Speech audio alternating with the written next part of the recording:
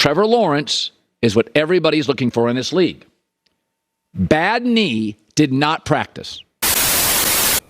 11 days, 2 continents, 3 time zones, 3 wins. And now the Jacksonville Jaguars are amongst the elite in the AFC, and it's undeniable. Proud of you guys. Proud of you guys. Okay? All right, we got to do one before we break. All right, you ready? 1, 2, 3. The Jacksonville Jaguars beat the Saints 31-24, and this game shows a lot about the Jacksonville Jaguars. I'll tell you this, and a lot of people, the message that they're giving the world, the Jacksonville Jaguars, it is, people are taking it as a negative. I want to be very clear about something. We'll just get to the nitty-gritty now. The Jaguars won the game. That's number one. I don't know why I'm seeing you guys in our comment sections roasting your team. You guys won the game. It doesn't make sense to me. Even on Twitter, I'm seeing a lot of badgering on Trevor Lawerence going 20 for 29 and 204 and a touchdown. Like, what else? Like, he won the game. I don't think he played horrible. I do not understand what people want from their teams. It's very hard to win in the National Football League. So I do not understand why Trevor Lawerence is getting any type of slander on Twitter. I don't understand why your team is getting any slander. You guys won the game. Now, I can understand why you're frustrated of having a 24-9 lead in the third quarter and it being 24-24 in the fourth quarter. I get that. And we're going to talk about that right here, right now. First off, Jacksonville Jaguars offense in the first half was untouchable. It was dominant. The score would have been even more grotesque if it weren't for, of course, Christian Kirk's fumble, and if it weren't for Jamal Agnew's muff punt, which of course it really wasn't his fault. Teammate Tavon Campbell wasn't being physical enough and unfortunately got put into a horrible position for his teammate Agnew. And I thought it was Tyson Campbell, guys. I was losing my mind. I am so happy it wasn't him. I was losing it for sure, for sure. But of course, that's going to stop momentum. A Christian Kirk fumble, when he catches the ball, right? It's a catched ball and he's going upfield and it was just a good play by the defender. These things, A, happen, but B, we have to understand that that could have been another touchdown. That's more points. And then the Jamal Agnew, that wasn't his fault. These things happen in a football game. It looked as if the offense was here to play, the defense was here to play. An unfortunate error within the special teams caused the momentum to stall out. And I believe on both of those turnovers, the Saints got a field goal. And then another thing is something that is so remarkable about Trevor Lawerence and something that he doesn't get enough credit for. First of all, the fact that he's 6'6". I don't know why that is just so weird to me. Him being that ginormous, but he moves so fluidly. Someone to be so good at the quarterback position, someone that has God-given abilities on how he can throw the ball. You forget that this boy can run. You forget that he is super, super athletic. 2 big third down runs for the first down, where if he were in the mentality of an Anthony Richardson or a Cam Newton or Jalen Hurts, he could have got a little bit more, but he was smart, just goes out of bounds, get what he can get. Trevor Lawerence had 8 rushes for 59 yards. And on that 26-yard run, I think he could have scored, guys. If the wires were a little bit different in his head, he could have scored. Because at the end of the day, Buddy's still 6'6", Buddy still has some weight behind him. So that's really fun to see. The fact that your quarterback has the ability to escape the pocket and pick up the yards when he wants to. Once again, the Trevor Lawerence slander, I don't get it. If you're going to be a box score analyst and just see the 204 yards and not look at the game, I can't help you guys. I say this all the time. And then we're also going to talk about Steelers, who you guys have next week.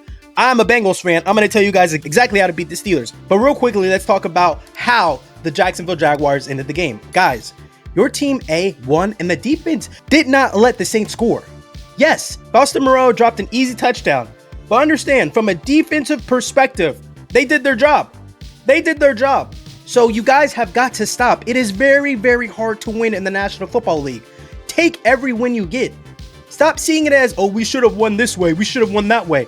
Be happy that you won. Not everything is going to be glitz and glamour in this league. You guys have got to know that. If you're watching football, you have got to know that. So this defense successfully executes a beautiful pick six. And I'm not going to front. I can't say Buddy's name. So I'm going to say Aluakan.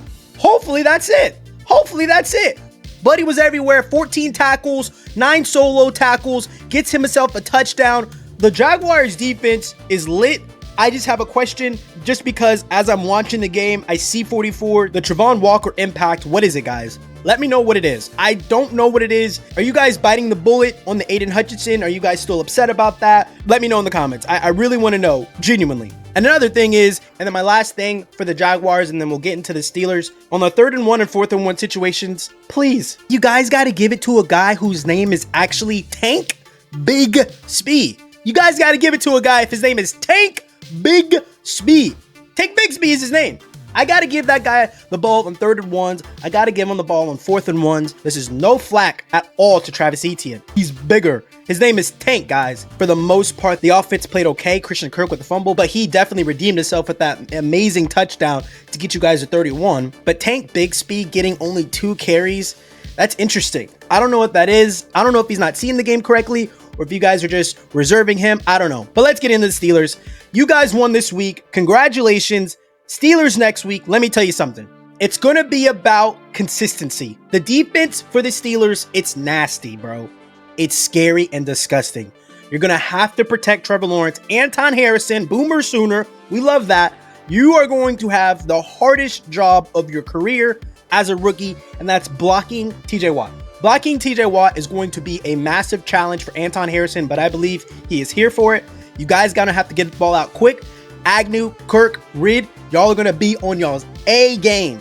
A game. The secondary is very physical, and the linebacker position is the weak point, so get crossers behind those linebackers. Play action is going to be your friend. I promise you guys, you're going to want to use Tank Bigsby and Travis Etienne equally as the same. The misdirection stuff, the things that you guys do in the backfield pre-snap, I'm going to tell y'all right now, Steelers don't really fall for that. They're a very, very disciplined defense, and more so, they're going to sit in the house. So it's about every single drive that you guys have. Do not do what the Saints did and just leave the field with 3 points. You got to score against these guys. You have got to score against the Steelers. If you can get 21 points against the Steelers, y'all will be fine. Defensively for the Jags, just do whatever you did against the Saints. This offense for the Steelers, they're not clicking, they're not lit.